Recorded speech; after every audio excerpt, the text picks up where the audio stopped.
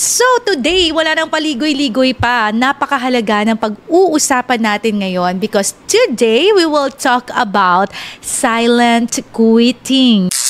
Yes, pag-uusapan natin ngayon ang silent quitting. Alam niyo, in one of the episodes sa It's Showtime, especially for you, I think na-mention nila itong silent quitting. Though hindi naman doon nagsimula doon dahil marami ng mga nagbe-mention itong silent quitting, pero parang prevalent siya ngayon. Parang ang daming mga tao ang nagkakaroon ng ganito. O ang daming mga tao ang basta na lang nagko-quit in silence. Kaya nga siya silent quitting because you're quitting in silence, di ba? As simple as that. Maraming mga ganito yung sitwasyon. Kaya naman magandang pag-usapan natin to ngayon. So una sa lahat, ano nga ba yung silent quitting? Anong ibig sabihin nun? Maliban sa it's about quitting in silence, ano nga bang ibig sabihin pag sinabing silent quitting? So, unahin natin ang salitang quitting. Ito yung pagbitaw ng isang tao, pagsuko ng isang tao, 'di ba? May mga tao kasi na sa una lumalaban, sa una mahal ka, sa una okay, pero after noon is wala na, babay na, wala na, bumitaw na, 'di ba? So may mga tao na mga quitters pagdating sa relasyon. Kung sa buhay may mga quitters, kung sa eskwelahan may mga quitters, of course sa relasyon meron din tayong mga quitters. And ako naman nagsasabi sa inyo, di ba, na hindi naman mali ang pag-quit. There are really times we need to quit kasi hindi rin ako naniniwala doon sa kasabihan na laging don't give up. If you need to give up in a relationship because it's a must, you need to. Diba, hindi pwedeng hawakan mo yung isang relasyon kahit na mali na. Hindi pwedeng ilaban mo yung isang relasyon kahit marami kayong nasasagasaan. Hindi pwede na ilaban at ituloy mo pa rin siya kahit na sakit at ubos na ubos ka na. So there are really times that you need to quit. But silent quitting is a different thing. Like, delikado siya in a sense, tapos hindi natin alam, nandiyan na. O diba? Para siyang crocodile. Parang crocodile, diba? Parang yung mga buhaya sa ilog na hindi mo alam lalapain ka na pala. Hindi mo alam sasaktan ka na pala. Diba? Akala mo okay yung tubig, okay yung ilog, diba? Okay siya, pero yun pala meron ng buhaya sa ilalim na sasaktan ka, lalapain ka. Parang ganun yung silent quitting. Pag sinabing silent quitting, hindi mo masyadong nararamdaman, pero meron ka ng clue.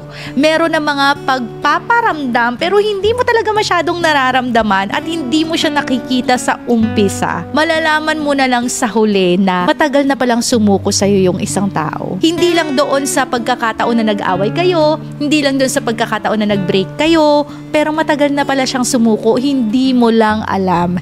And that is silent quitting. Yung wala kang clue na ang isang tao pala ay dumidistansya na sa'yo.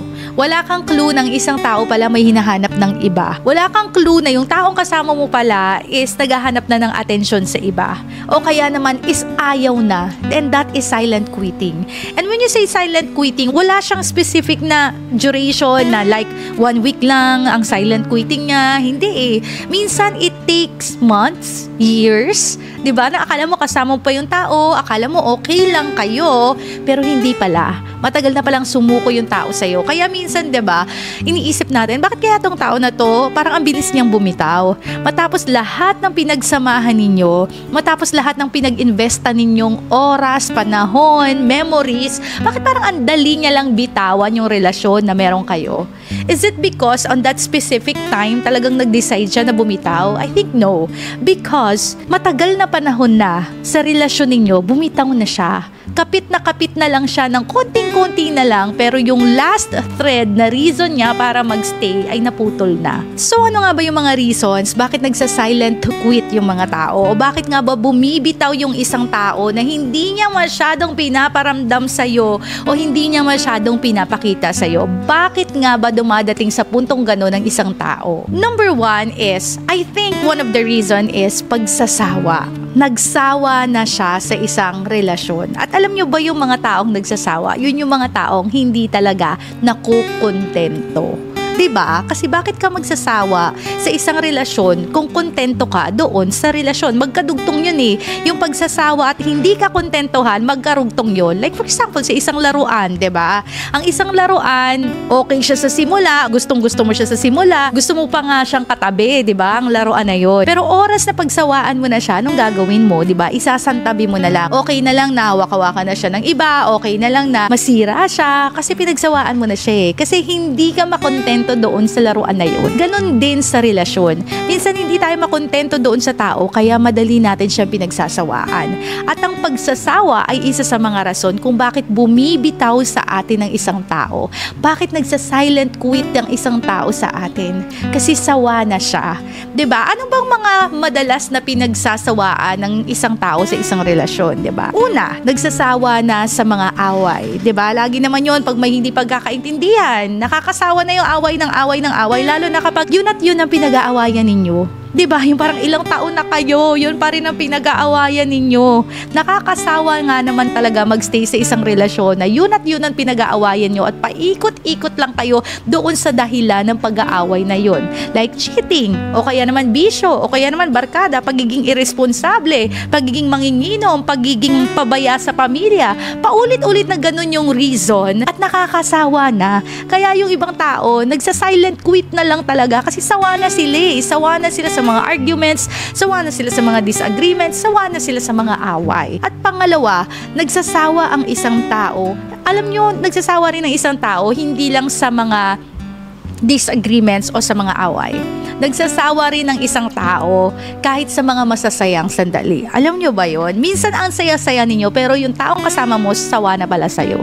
Kasi paulit-ulit eh. Di ba? Parang paulit-ulit. Alam niyo sa isang relasyon, lagi kong sinasabi, we need to work out the relationship every day. Hindi pwede na yung same thing na ginagawa ninyo dati, yun pa rin yung kinai-enjoyan nyo ngayon. Kasi darating talaga ang point na magsasawa kayo. Bakit magsasawa? Kasi tao kayo eh. You are both human. At ang tao naman talaga, in a sense, talaga, majority naman talaga, walang kakontentuhan. So, paano tayo makukontento at paano tayo hindi magsasawa sa relasyon?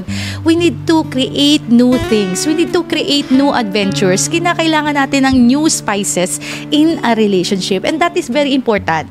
Kasi hindi lang pinagsasawaan ng isang tao yung mga arguments o yung mga away, kundi nagsasawa rin ng isang tao dun sa mga bagay na parang plateau na lang. Na parang yun at yun na lang ang ginagawa ninyo. Oo, wala nga kayong problema, pero hindi rin kayo sobrang saya. Oo, wala nga kayong problema, wala nga kayong away, pero wala kayong enjoyment sa relasyon. Diba? May mga tao talagang magsasawa ng ganun. Kaya, number one na rason kung bakit ang isang tao ay nagsa-silent quit sa isang relasyon is because nagsasawa na. Nagsasawa na sa kung anong meron ngayon na paulit-ulit na lang nangyayari and that they want to create a new environment for them. A new excitement for them.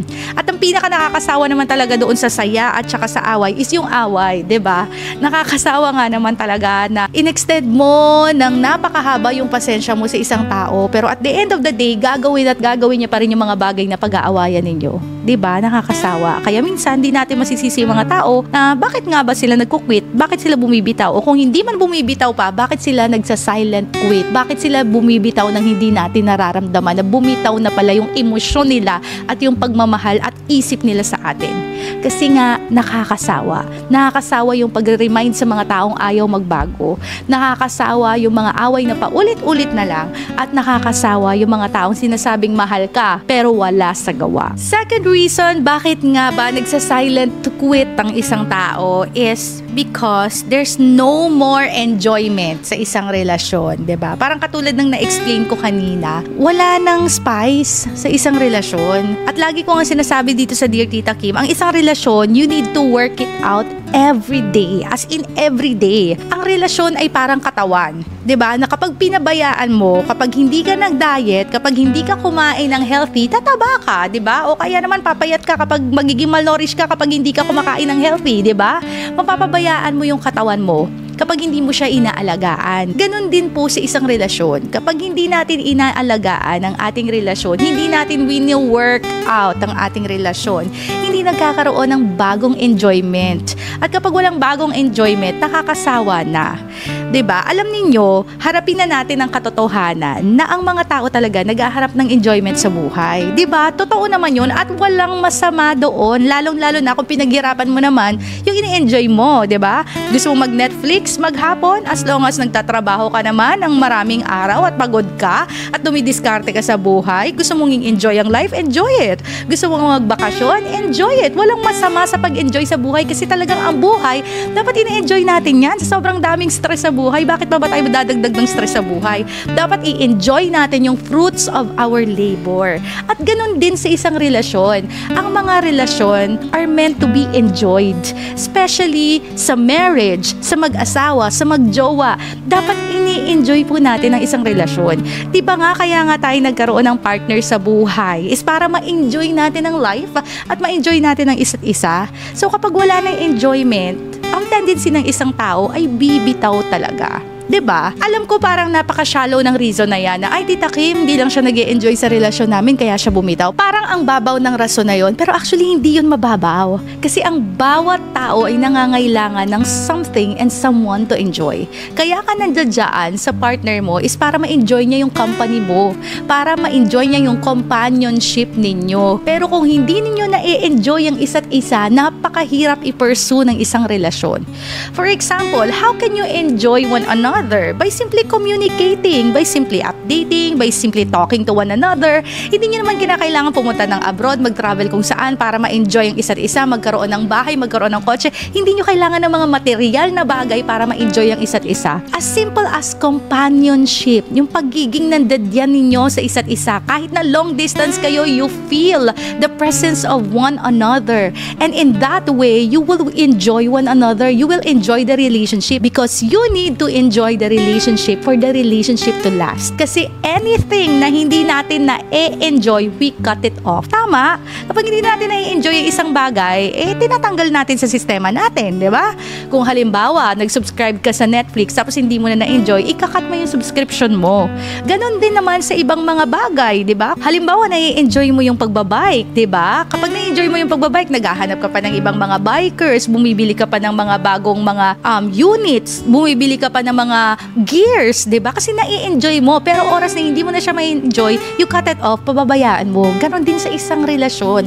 Kapag hindi natin nai-enjoy ang company ng isa't isa, hindi natin nai-enjoy ang relasyon, hindi natin nai-enjoy ang ating karelasyon, we tend to give up. And most of the time, people are silently quitting. They are silently quitting kasi hindi na nila ma-enjoy. Wala nang bago, no one is working out the relationship. O baka siya na lang ang nag-workout tapos yung kasama niya naman parang pabigat lang. Ladies and gentlemen, sa isang relasyon, hindi pwede yung love, mahal lang. Dapat nandoon yung commitment. And when you say commitment, it means working out your relationship every day. Then one of the reasons also, bakit nga ba nagsa-silent quit ang isang tao sa isang relasyon is because hindi na kayang panindigan yung pagmamahal at yung tao. Aray, ang sakit nito, di ba? May mga oras kasi na ganadong-ganado yung tao na panindigan ka. May mga oras din na hindi ka na kayang panindigan because of some reasons. And because of that person silently quit. Ang sakit, di ba? May mga tao kasing kaya kang mahalin, pero may mga taong hanggang kaya ka lang mahalin pero hindi ka kayang panindigan. Magkaiba yun eh. Hindi ibig sabihin na mahal ka ng tao is paninindigan ka na niya.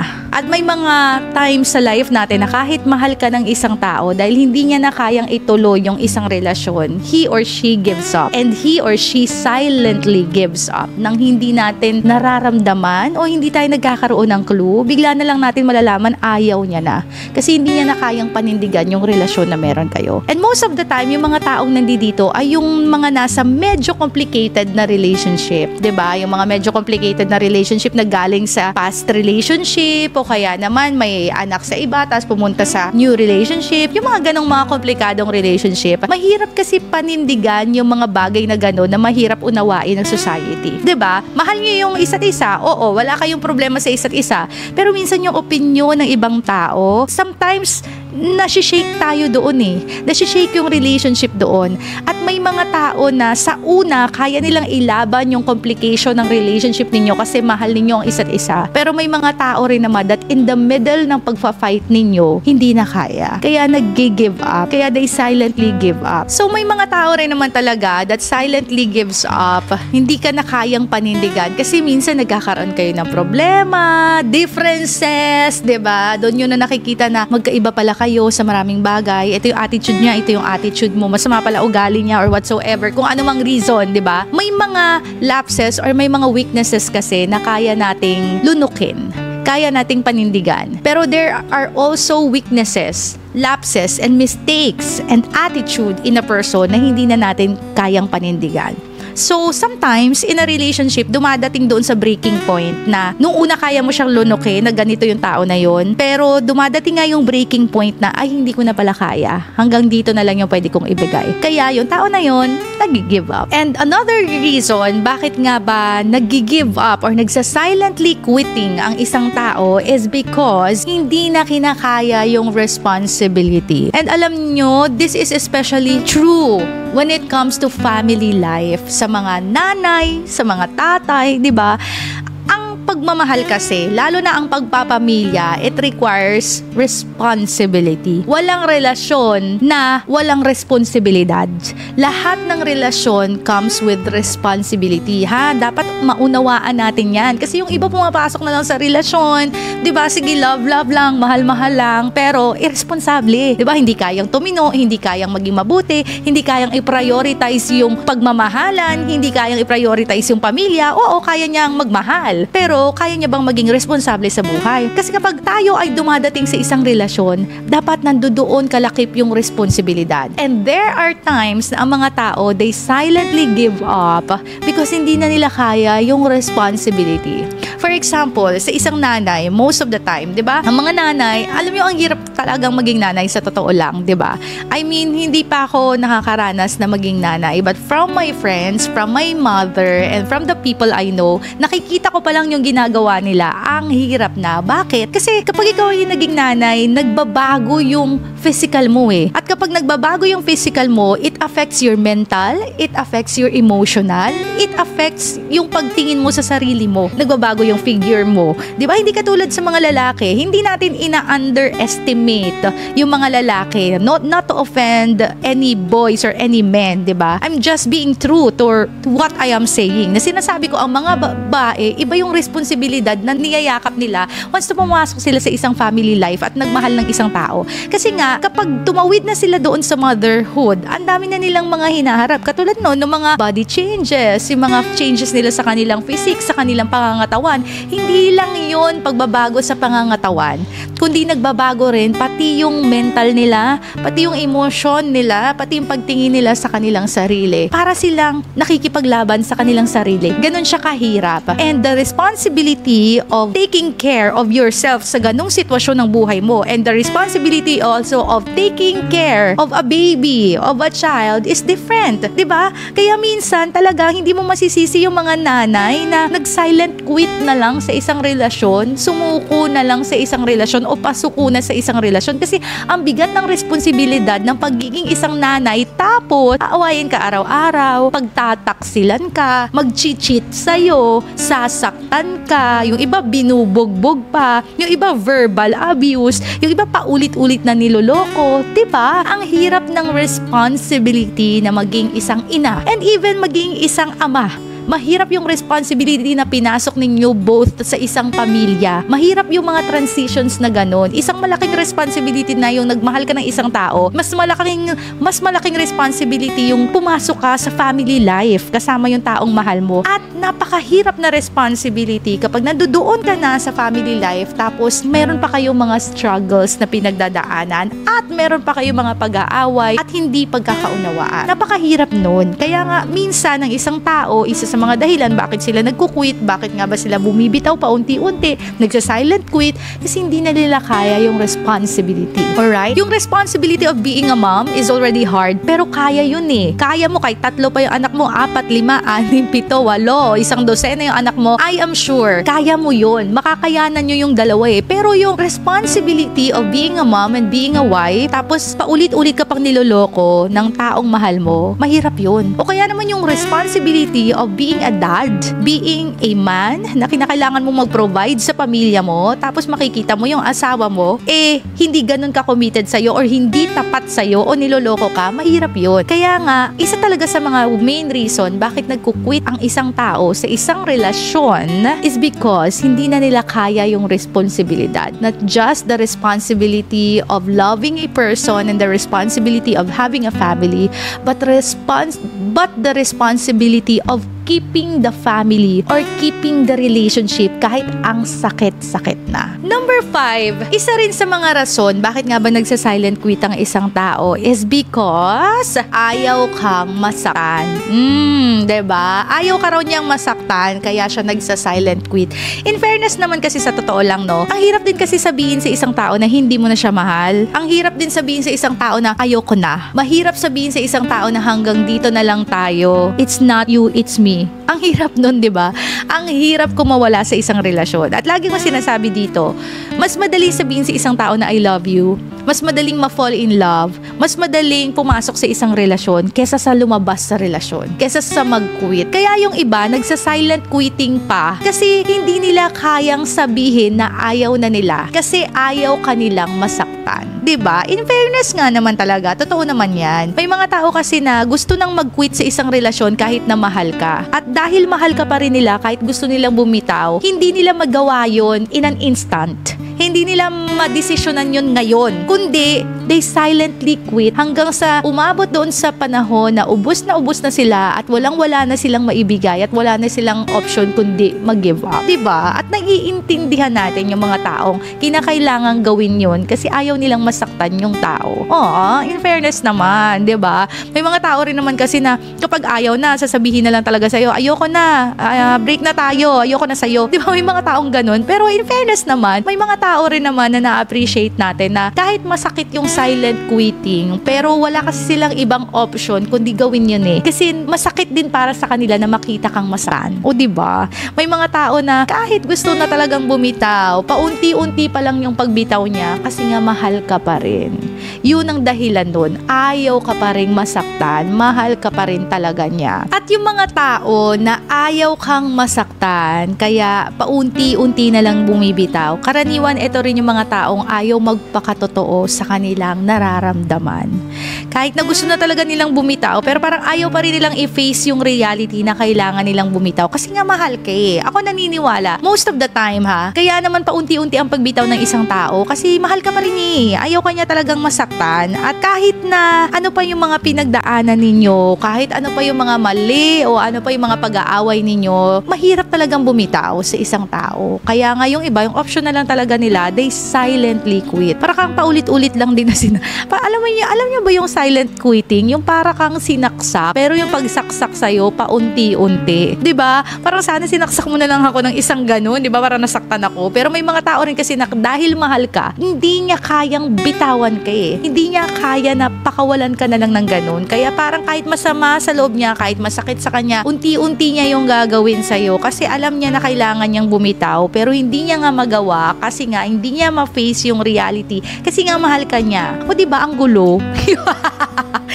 So, in short, marami mga tao, they silently quit kasi ayaw kanilang masaktan. Hindi pa sila handa na i-face yung sakit na yon at hindi pa sila handa na makita kang nasasaktan. And another reason, bakit nga ba nagsa-silent quit ang isang tao is because obviously, na-fall out of love. Diba? Yun na nga.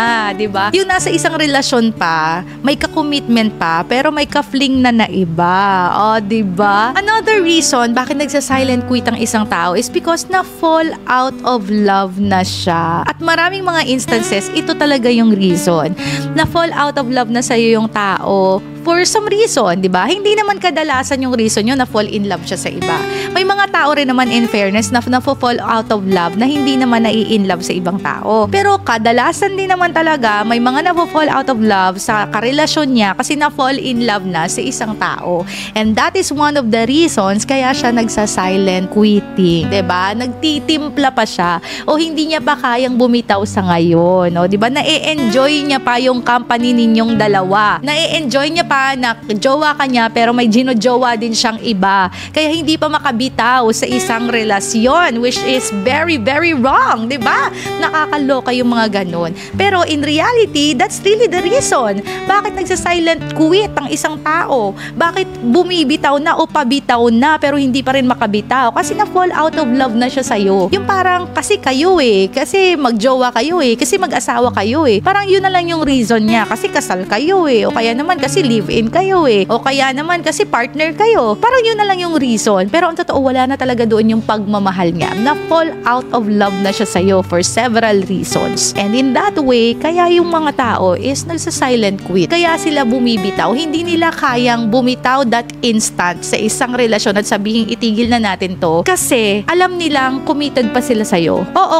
nandoon yung commitment. Pero ito naman yung wala na yung pagmamahal. Diba? May mga tao nandoon yung pagmamahal pero walang commitment. Pero may mga tao rin naman na nandoon yung commitment sa isang relasyon pero wala na yung pagmamahal. At kadalasan nga, ito yung mga tao na unti-unti nang bumibitaw sa relasyon. Again, hindi nila maprangka agad, hindi nila masabi na ayaw na nila, tumitimpla pa sila, naghihintay pa sila ng pagkakataon na masabi na ayaw na nila at magkaroon ng tapang at lakas ng loob para sabihin na ayaw na talaga nila. Pero sa totoo lang, for the sake na lang talaga na magpartner kayo, kaya sila nandiyadyaan. Pero ang totoo, wala na talaga yung pagmamahal. Number 7. Seventh reason kung bakit nga ba nagsa-silent quit ang isang tao is because, ladies and gentlemen, this is my favorite, ayaw nilang masisi. 'Di ba? Ayaw nilang masisi. Kaya nagsa-silent quitting sila. Alam nyo bang ibig sabihin nito? Para siyang delayed tactics. Parang ayaw nilang masisi na sila yung dahilan kung bakit nasirang isang relasyon. Kaya maghihintay sila ng point na magkamali ka para ikaw yung ma-blame. 'Di ba? Para ikaw yung ma-blame bakit nasira ang relasyon. Pero sa totoo lang, una pa lang sila na ang gumawa ng reason bakit kayo kailangang maghiwalay. Naiintindihan po ba natin yon, 'di ba? Kadalasan kaya nagsa-silent quit ang isang tao kasi naghihintay nga siya ng pagkakataon na ikaw naman yung magkamali. Para kapag ikaw ang nagkamali, ikaw ang dahilan kung bakit nasira ang relasyon. Pero sa totoo lang, long time ago, sila na yung may kasalanan bakit ka naging ganyan. 'Di ba? Minsan, 'di ba? Halimbawa, yung isang tao is nag-cheat siya pero hindi mo pa siya nahuhuli, 'di ba? Meron na pala siyang iba pero hindi mo pa nga nahuhuli. Hindi mo pa rin talaga nakikita. Wala ka pa rin talagang ebidensya. Hanggang sa maglamig ka na sa kanya kasi nga nag-cheat siya. Kasi yun yung ugat nag-cheat siya kaya ka nanlalamig sa kanya. 'Di ba? Halimbawa, nag-cheat si lalaki tapos itong si babae manlalamig kasi nga nag-cheat na itong lalaki. Tapos nung nanlamig ka na, mag-give up itong si lalaki kasi sasabihin niya na dahil nanlamig ka na. Nagets ninyo? Pero nanlamig ka kasi nga nag-cheat siya. 'Di ba? So may mga tao na they silently quit, nagku-quit na sila, nagpaplano na silang umalis sa relasyon pero ang totoo, sila naman talaga yung dahilan kung bakit nasira ang isang relasyon. May mga tao na ayaw lang talagang masisi. Ayaw nilang masisi kaya hindi pa sila bumibitaw. Naghihintay sila ng pagkakataon na ikaw ang magkamali para masabing ikaw talaga yung rason bakit nasira ang pamilya o nasira ang relasyon. And those people are very manipulative. Marami niyan sa isang relasyon. 'Di ba? Yung una pa lang sila na fall out of love pero hihintayin nila na magkulang ka tsaka nila sasabihin ayaw na nila para sabihin na ikaw ang may kasalanan. Pero sa totoo lang, sila yung dahilan kung bakit ka naging ganyan. 'Di ba? Nakakaawa rin talaga yung mga tao na nandoon sa relasyon na kinakailangan na lunukin yung mga ganon. Pero wala ka kasing choice 'di ba? Halimbawa, yung isang tao nag-cheat sa'yo, yung isang tao gumawa ng kalokohan sa'yo. Ngayon, magkakaroon ka ng trust issue dito sa tao na to kasi nag-cheat siya sa'yo. Tapos, at the end of the relationship, parang ikaw pa yung may kasalanan na nagkaroon ka ng trust issue sa kanya, samantalang hindi ka naman magkakaroon ng trust issue kung hindi naman siya nagloko sa'yo. 'Di ba? Pero may mga tao talaga na hindi bibitaw nung nagloko sila. Bibitaw lang sila kapag nagkulang ka na. Bibitaw lang sila kapag ikaw na yung nagkamali. Bibitaw lang sila kapag ikaw na yung may trust issue para ikaw ang masisi sa relasyon. Pero sa totoo lang, kaya ka nagkaroon ng trust issue, kaya ka nag-overthink, kaya ganyan yung mentality mo is because una pa lang sila yung nagloko. Diba? Nakaka-high blood. So, may mga ganun talaga. Kaya nga, may mga tao nagsa-silent quit because ayaw nilang masisi. Naghihintay sila ng pagkakataon na ikaw ang magkamali. Because they do not want to take the blame. Because they cannot take the blame. And because ayaw nila na lumabas sila ng relasyon na parang sila yung may mali. Pero sa totoo lang, sila talaga yung dahilan ng lahat ng nangyaring pagkakamali sa isang relasyon. 8th reason kung bakit nga ba nagsa-silent quit ang isang tao is because they are undecided. In fairness naman, totoo naman talaga to. Undecided, hindi nila kayang mag-decide. Si Maria ba? Si Fe ba? Si Chen ba? Si Jean ba? Sino bang pipiliin nila? Hindi nila kayang mag-decide. Kaya hindi pa sila makalabas ng relasyon. Hindi pa talaga sila makabitaw kasi hindi pa nila kayang pumili. Mahal daw nila yung present pero mahal din nila yung future. Or kaya naman minsan mahal din nila yung past. Mahal nila yung present. Hindi ko alam. Ang dami nila masyadong mahal, di ba? Undecided ang isang tao kaya ayaw pang bumitaw. Minsan naman, hindi lang sila undecided doon sa taong pipiliin nila, kundi undecided kasi sila sa next plan. 'Di ba? Parang ayaw mong bumitiw sa isang relasyon kasi hindi mo alam what will happen to your life. Ayaw mong bitawan siya kasi nasanay ka na siya yung mundo mo, pero kailangan mo siyang bitawan, pero hindi mo pa rin siya mabitawan. You cannot decide kasi hindi mo pa nakikita what's on the other side of the wall. Hindi mo pa alam kung ano yung naghihintay sa'yo kapag nawala siya sa buhay mo. Yung takot, yung fear na ganon, yung pagiging undecisive mo kasi nga natatakot ka na ano kayang kahihinat na ng buhay ko kapag ang taong ito ay nawala sa akin. Karaniwan ng mga nandoon sa point na yun is yung mga nasa long-term relationship. Yung matagal na sumama or matagal na nakisama sa kanyang karelasyon, ang hirap bitawan nun. Minsan gustong-gusto mo nang bumitaw but you silently quit kasi nga takot ka sa kung anong mangyayari next. Because nasanay ka na, nakasama mo siya sa buhay mo. Nasanay ka na kasama mo siya araw-araw. Nasanay ka na minamahal mo siya at mahal ka niya kahit na marami kayong away. Natatakot ka, ano kayang mangyayari sa buhay ko kapag wala na siya? And that is one of the reason why people are silently quitting because they cannot decide. They cannot decide kung ano ba yung magiging plano kong susunod. Kung nasanay na ako sa isang tao na to, nakasama ko araw-araw at ginawa ko ng mundo. 9th reason kung bakit nagsa-silently quit ang isang tao is because pagod na. Diba? Tired na sila. Pagod na sila sa relasyon. Nakakaloka. Ayaw lang talaga nilang bumitaw ng biglaan pero pagod na talaga sila. At alam nyo, naiintindihan ko to kasi nga diba, we are all humans. Hindi naman tayo mga superheroes na hindi napapagod. Lalong-lalo na kung nakakapagod naman talaga na yung relasyon. Bakit nga ba napapagod ang isang tao? Diba? Ba tayo napapagod? Kapag nag-i-exert tayo ng effort. Kapag nag-i-effort tayo sa isang relasyon, napapagod tayo. Like sa buhay. Kapag nagtatrabaho tayo, napapagod tayo. Eh kapag hindi ka naman nagtatrabaho, hindi ka naman mapapagod, diba? Sino bang napapagod? Yung mga taong nagtatrabaho. Ganon din sa isang relasyon. Yung mga taong tumatrabaho ng relasyon, sila yung napapagod. And yung kapaguran is one of the main reasons ba't nagsa-silently quit ang isang tao. Kung bakit paunti-unting bumibitaw na ang isang tao. Kasi alam niyo legit naman talagang rason ng pagod eh. Dahil nga tao tayo. May sukdulan tayo. Kung namamatay nga tayo, may tuldok ang buhay. Nagde-dead end yung buhay. Yung katawan pa kaya natin, yung emosyon pa kaya natin, yung puso pa kaya natin, yung mentalidad pa kaya natin, sumusuko din yan. Lalong-lalo na sa mga taong patuloy kang pinapagod. Like for example, sa work, di ba? Will you still stay in a relationship na araw-araw kang pinapagod pero hindi ka naman compensate ng tama? Di ba mag-give up ka rin naman? Ganun din sa isang relasyon. Kapag araw-araw kang pinapagod pero hindi compensate ng pagmamahal, yung ibinibigay mong effort, talagang mapapagod ka. Kaya hindi natin masisisi bakit may mga taong they need to silently quit in a relationship. Bakit kinakailangan nila paunti-unting bumitaw? Kasi nakakapagod na. At ang mas malala, nakakaubos na. And lastly, pang-sampo, bakit nga ba nagku-quit or nagsa-silently quit ang isang tao sa isang relasyon is because, charan, may iba na. Di ba?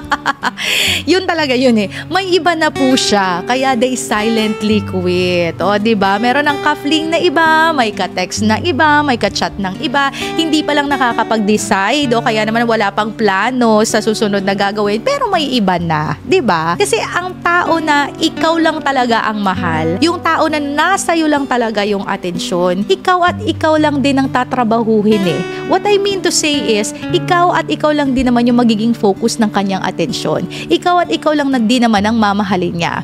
Pero ang tao na nagsasawa na talaga sa isang relasyon has the tendency na maging silent na lang sa present relationship kasi maingay na or nag-fling na sa ibang tao. So, malungkot man isipin, but there are also people who silently gives up in a relationship kasi may iba na. And actually, maraming sa sitwasyon natin ang ganito, 'di ba? Yung may ka-chat na nga na iba, may minamay day na iba sa ibang account, 'di ba? Ikaw pa rin naman talaga yung jowa niya sa main profile niya, pero meron pa pala siyang ibang profile tapos iba yung pangalan niya doon, 'di ba? Tapos may iba na siyang kapling doon. Kaya pala may mga nagbago. At sabi ko nga, ang silent quitting kasi, hindi mo siya talaga bigla ang mararamdaman, pero you will have clues eh. May mga nagbago. May mga makikita kang pagbabago sa relasyon ninyo, may makikita kang mga pagbabago sa kung paano kanya tratuhin, may makikita kang mga pagbabago na unusual. Hindi mo man lubusang makita na bumitaw na pala sa iyo isang tao, pero kahit paano magkakaroon ka ng clues doon eh. And yun nga, one of the reasons bakit nga ba nagsi-silent quit ang isang tao kasi may iba na siya. May iba na siyang ini-entertain sa buhay. And that's the 10 reasons kung bakit nga ba nagsa-silent quit ang isang tao sa isang relasyon. May mga reason na legit, may mga relasyon din naman na hindi tama. Kayo na yung bahalang humusga. Sabi ko nga eh, ang relasyon kasi at yung sitwasyon ng relasyon is iba-iba yan eh. Hindi mo pwedeng i-apply yung nangyari sa isa doon sa isa. Kasi magkakaiba tayo lahat ng relasyon. Sometimes, ang pagsa-silent quit ng isang tao ay hindi maganda. Hindi magandang gawain. Hindi dapat gawin. Pero sometimes, there is no option but to do that. Kasi yun lang yung natatanging paraan para maka-exit sa isang relasyon ng matiwasay. That depends on the situation. So, mag-ingat po tayo sa mga silent quitters, 'di ba? Sabi ko nga, depende yan sa sitwasyon, kung kinakailangan nyo bang bumitaw agad o kinakailangan nyo maghintay muna ng panahon bago bumitaw agad. It really depends. And I definitely know that you will know it by heart. Kasi kayo rin naman na makakaramdam niyan eh. Etong mga sinasabi ko are just bubbles from my lips. Opinion ko to. Pero ikaw sa puso mo, mararamdaman mo rin talaga, is this the time to really give up? Or should I still take the time? Because I do not need to decide now. Because there are things that I need to consider. So sana marami kayong mga natutunan sa ating silent quitting na topic for today. And I hope to see you on my next videos. Thank you so much at laging tandaan, ikaw ay mahalaga at ikaw ay kamahal-mahal.